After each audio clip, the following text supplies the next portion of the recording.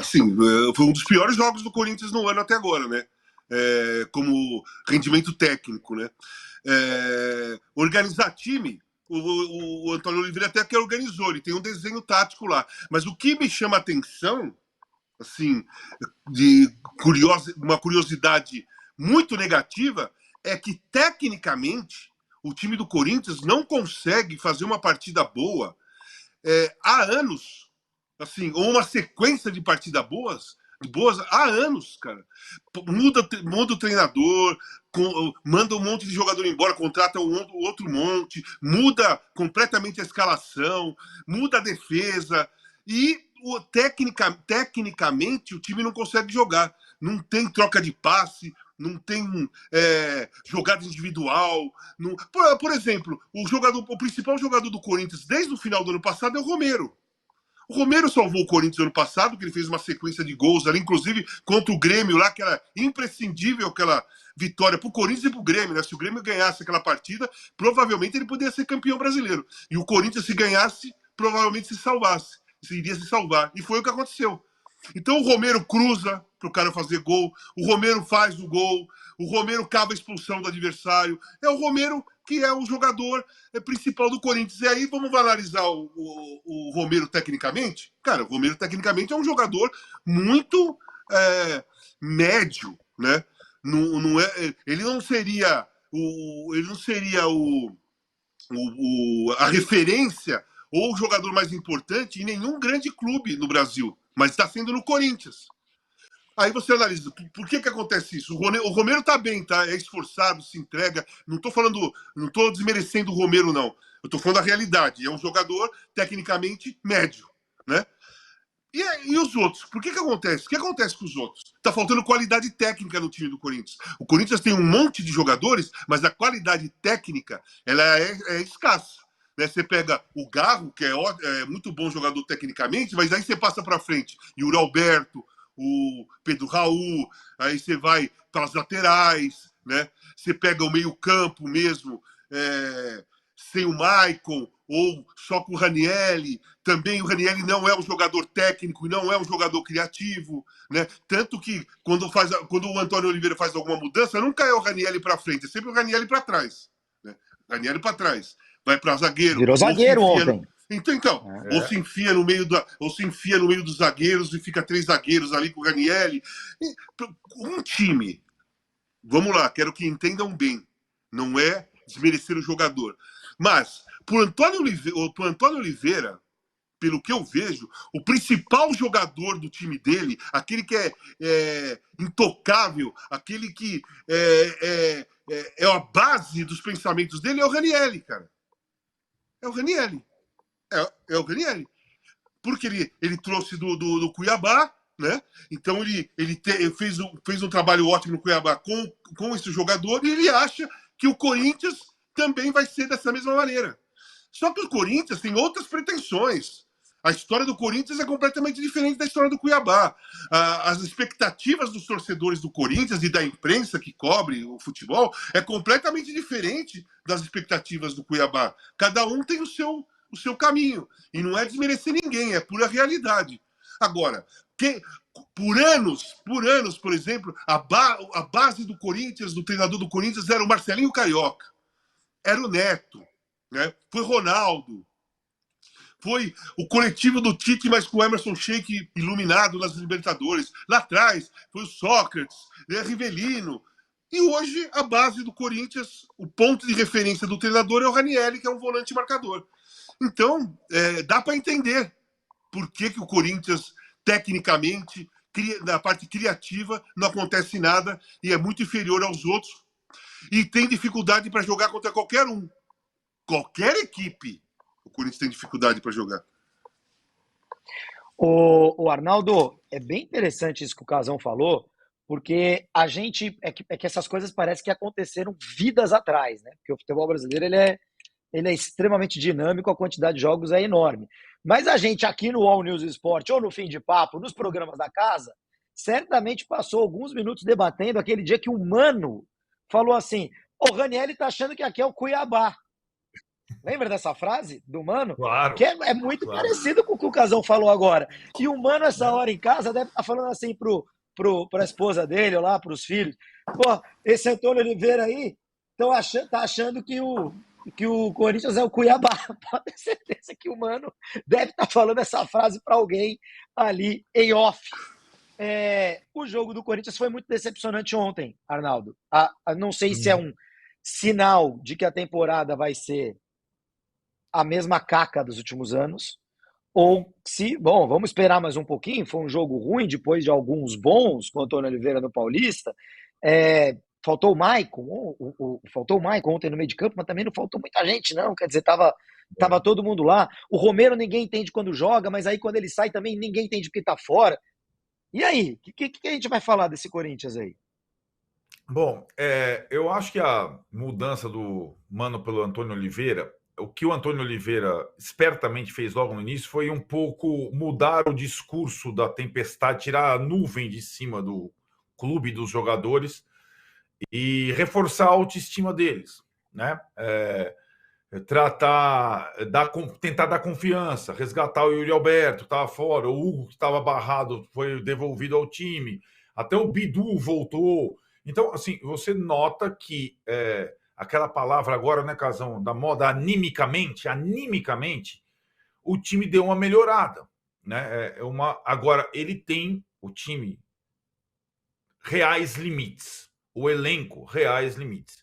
Então, essa chacoalhada de troca de técnico, reforço de autoestima, ela tem um teto.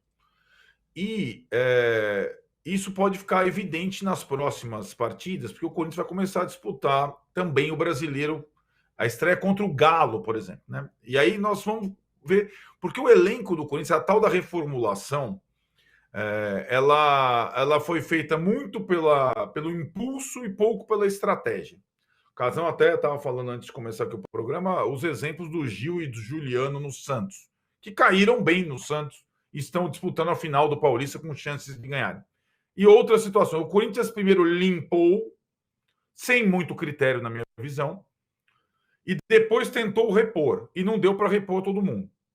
Limite de orçamento, começou a pagar mais para todos os jogadores e tal. Então, o planejamento foi bizarro, e o treinador, com esse elenco, ele vai ter, acho que, problemas para ir além do medíocre.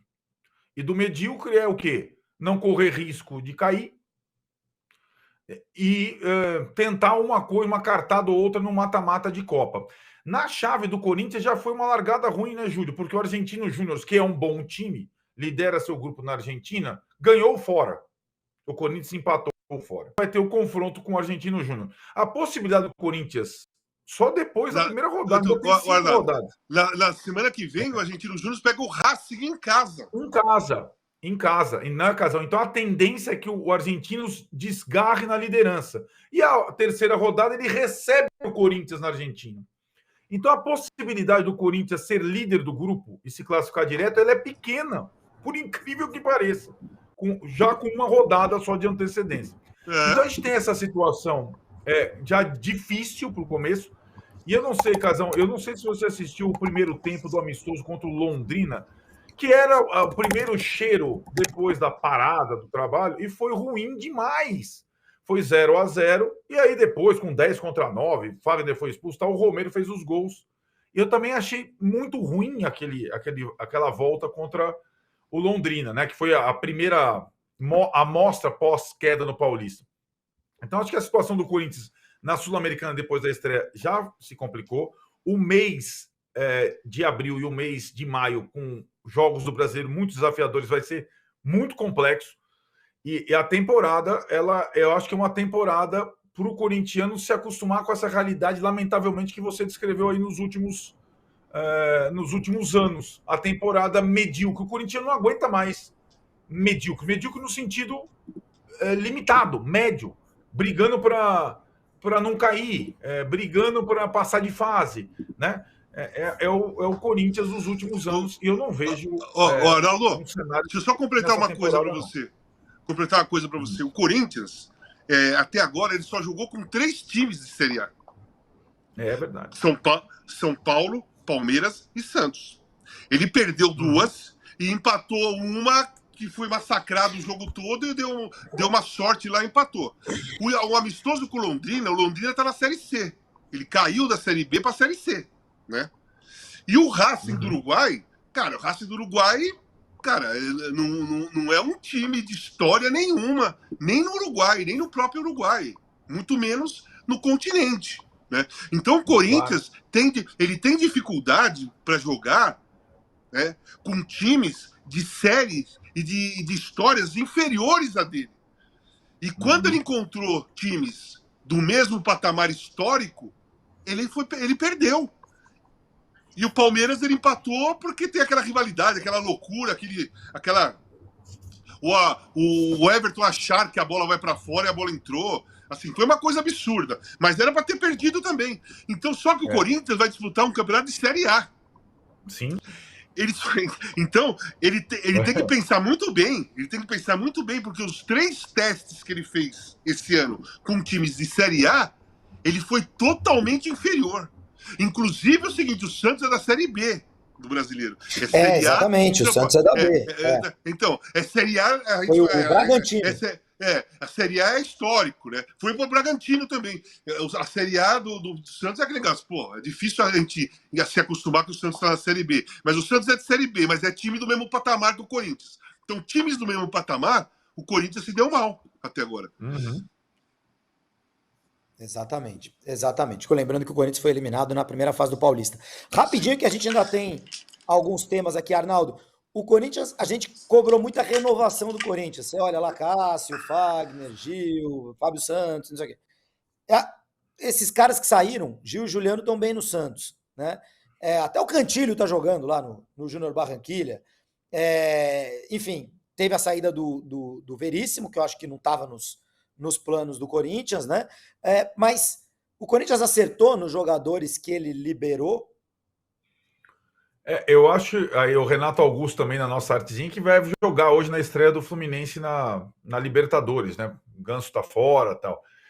Assim, uma coisa é você constatar que o elenco anterior tinha jogadores com a média de idade alta em excesso. Essa era uma questão, ok. O que fazia com que o time tivesse dificuldades físicas. Então, juntar essa turma toda, a não ser no dinizismo, né, Júlio? O dinizismo ele comporta mais veteranos, assim.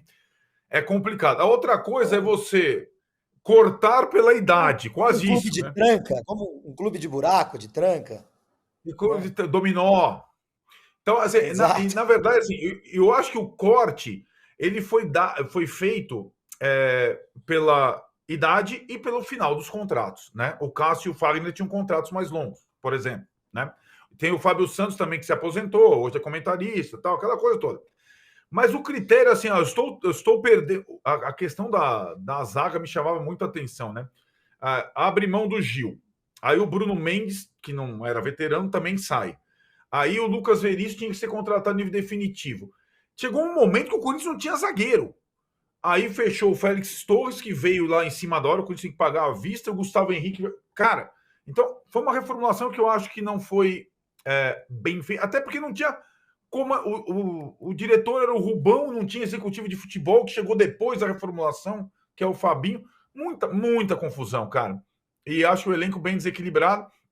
E quando vai apertando, foi ficando próximo da janela, as últimas negociações, como o Corinthians tinha que fechar de qualquer forma, elas foram feitas de um jeito absurdo. O Flamengo ia emprestar o Mateuzinho, acabou vendendo por uma bala absurda, o Corinthians teve que pagar. O Coronado, que veio lá da Arábia, o Corinthians pagou uma fábula. E aí não sobra mais para você, porque o ano, com 3 competições simultâneas, você precisa ter quantidade, cara. E aí, eu acho que vai acabar, e como está acontecendo com o Bidon agora, o Corinthians tendo que usar a turma da Copa São Paulo, da base, para completar em alguns setores que ele é carente, né? E acho que uma reformulação foi o time que mais mexeu na sua base titular em relação ao ano passado, entre os 20 da Série A. Foi o Corinthians. Além de trocar o técnico, mexeu muito na base. Mas você espreme e continua faltando, como aconteceu nas últimas temporadas.